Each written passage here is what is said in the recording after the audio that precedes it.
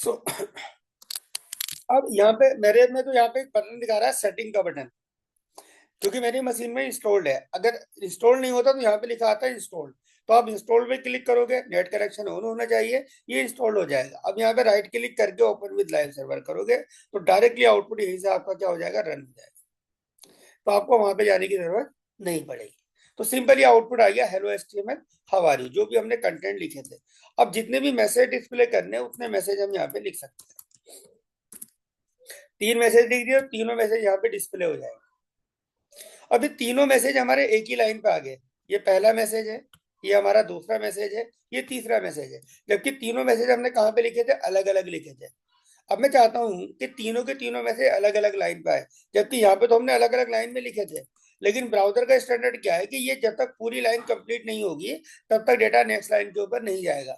लेकिन किसी भी डेटा को अगर हमें नेक्स्ट लाइन पे भेजना है तो हमारे पास टैग होता है बीआर। बीआर का मतलब ब्रेक लाइन।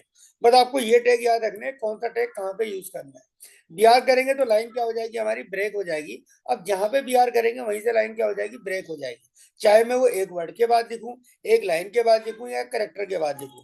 अब मैंने यहाँ पे बी आर लिखा, मैंने यहाँ पे बी आर लिखा। अब रन करेंगे तो तीनों अलग अलग लाइन पे आ जाएंगे। इवन अगर मैं हेलो के बाद बी आर लिखूंगा तब भी यहाँ से लाइन ब्रेक हो जाएगी, या अगर मैं एच के बाद बी आर लगाऊंगा तो वहीं से लाइन क्या हो जाएगी, ब्रेक हो जाएगी। तो बेसिकली जहां पे हम बी आर लिखेंगे वहीं से लाइन क्या हो जाएगी, हमारी ब्रेक हो जाएगी। तो बी आर हमारे पास एक टैग होता है कि जो हमारे डेटा को नेक्स्ट लाइन पे क्या करता है, ब्रेक करता है। अब ये कंटेंट तो हमारे आ गए, लेकिन मैं चाहता हूँ ये कंटेंट थोड़ा हाईलाइट हो जाए। लाइक जो पहली लाइन है इसको मुझे हाईलाइट करना है, तो हमारे पास एक टैग होता है बी। बी का मतलब क्या होता है, बोल्ड। पहली लाइन को बोल्ड करना है, तो जिससे पहले बोल्ड करना है उससे पहले क्या लगा, तो बी लगा दो। अब जैसे मैंने बी लिखा तो ये पूरी लाइन बोल्ड होगी। पहली लाइन तो बोल्ड हुई, लेकिन बाकी लाइन भी क्या हो गई, बोल्ड हो गई। जबकि हमें सिर्फ पहली लाइन को करना था, क्योंकि जो आपका बी टैग है वो एक ओपन क्लोज टैग है। एक बार हमने ओपन कर दिया, जब तक हम इसको क्लोज नहीं करेंगे पूरी इंफॉर्मेशन इसी फॉर्मेट में क्या होती रहेगी, प्रिंट होती रहेगी। अब जहां तक मुझे बोल्ड करना वहां पे जाके इस बी को क्लोज कर देंगे। अब जब मैं इस बी को क्लोज करूंगा तो जहां से बी ओपन हुआ और जहां तक बी क्लोज होगा उसी डेटा को क्या करेगा, बोल्ड करेगा, बाकी को बोल्ड नहीं करेगा। क्लियर।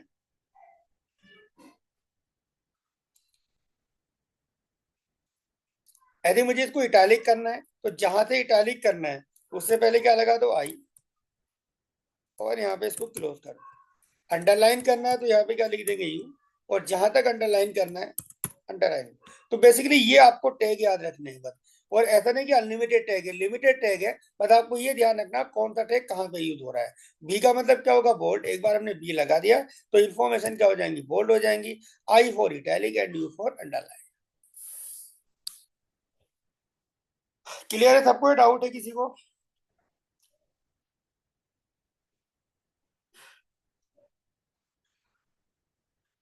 एविस, खुशी, संदीप। ठीक है सर। सुनो, अभी बी टैग ने इसको हाईलाइट तो कर दिया, बट हम चाहते हैं इस इंफॉर्मेशन को इफेक्टिव वे में क्या करें, हाईलाइट करें। तो अब basically B tag just normal bold करेगा। तो अगर हमें इसको और हाईलाइट करना तो हमारे पास हेडिंग टैग आते हैं। जो हेडिंग होते हैं बेसिकली 6 लेवल तक होते हैं। H1, H2, H3, H4, H5, H6, 6 level होते हैं।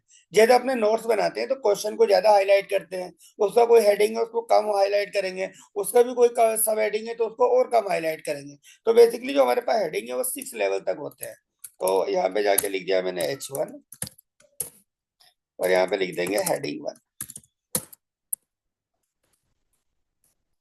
देन H2,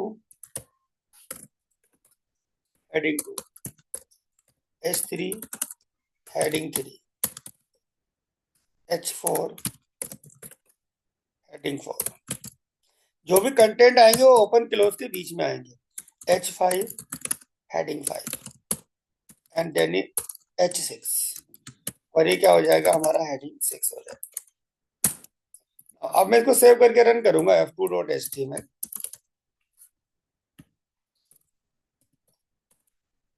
और देन इसको रन करते हैं f2.html को। तो नॉर्मल हमारे पास एक हेडिंग आ जाएगा 6 लेवल।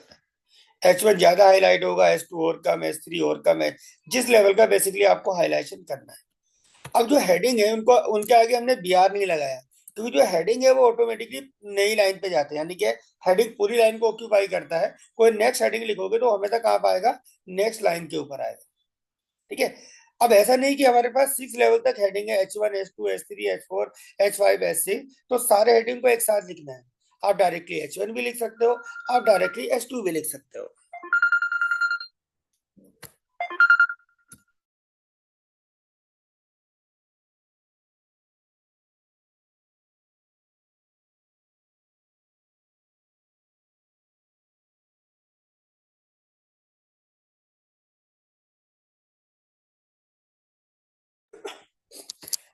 तो आप डायरेक्टली H1 का यूज भी कर सकते हो, आप डायरेक्टली H6 का यूज कर सकते हो। अब जैसे हमारे पास घर पे कोई लेटर वगैरह आता है, तो जो हमारी कंपनी का नाम है वो ज्यादा हाईलाइट होगा, जो हमारा एड्रेस है वो थोड़ा कम हाईलाइट होता है। तो जब इस टाइप का हमें लेवलिंग करनी होती है तो देन हम किसका यूज कर सकते हैं, हेडिंग टैग का। लाइक मैंने यहाँ पे लिखा H1,